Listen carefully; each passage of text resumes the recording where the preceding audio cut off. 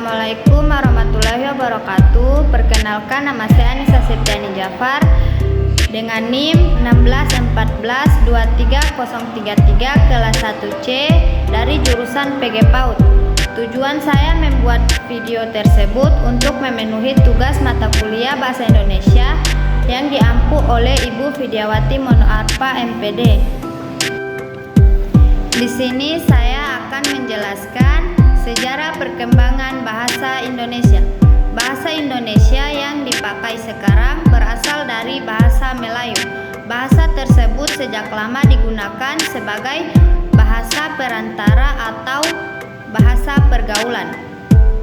Tidak hanya di Kepulauan Nusantara, tetapi juga di hampir seluruh Asia Tenggara.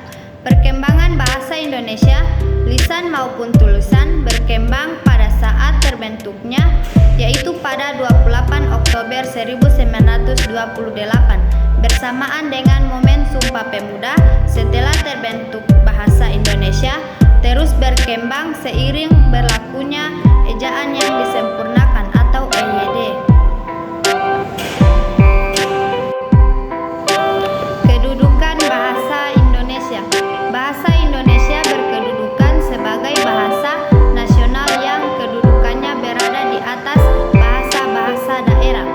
Kedudukan bahasa Indonesia sebagai bahasa negara dikukuhkan sehari setelah kemerdekaan Republik Indonesia dikumandangkan atau seiring dengan diberlakunya Undang-Undang Dasar 1945 dan sebagai lambang identitas nasional bangsa Indonesia yang menyatakan bahwa bahasa Indonesia merupakan identitas yang dapat membedakan dengan negara lainnya. Fungsi bahasa Indonesia. Bahasa digunakan sebagai alat untuk berkomunikasi, atau bahasa adalah alat komunikasi asli lisan atau tertulis. Dalam kehidupan bangsa dalam negara, bahasa berperan sangat penting. Oleh karena itu, bahasa merupakan simbol.